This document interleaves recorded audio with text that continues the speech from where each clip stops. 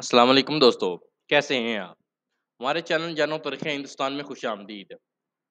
دوستو آج ہم اس ویڈیو میں آپ کو بتائیں گے سبقت گین اور ایک ہرنی کا واقعہ۔ آئیے جانتے ہیں۔ جامع الحقائق میں لکھا ہے کہ ایک دن سبقت گین الپ کین کا غلام تھا۔ اس کے پاس اس وقت صرف ایک ہی گھوڑا تھا۔ وہ اس گھوڑے پر سوار ہو کر پورا دن جنگل میں پھرتا تھا اور جانوروں کا شکار کرتا تھا۔ ایک دن وہ پورا دن جنگل میں پھرتا رہا۔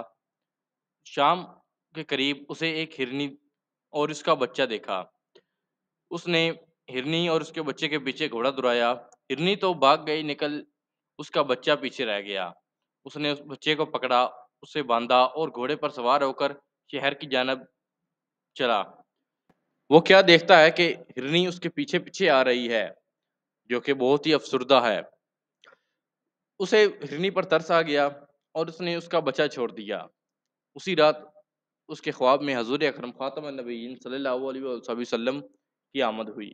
آپ صلی اللہ علیہ وسلم نے ارشاد فرمایا، جو آج رحم تم نے ایک بے زبان جانور پر کیا ہے، اللہ اس سے بہت خوش ہوا ہے اور تمہیں اس کے بدلے میں حاکمیت عطا کی جاتی ہے، اور جب تمہیں حاکمیت عطا کی جائے تو یہی رحم اپنی مملکت پر کرنا، کیونکہ یہی صف دین ہے۔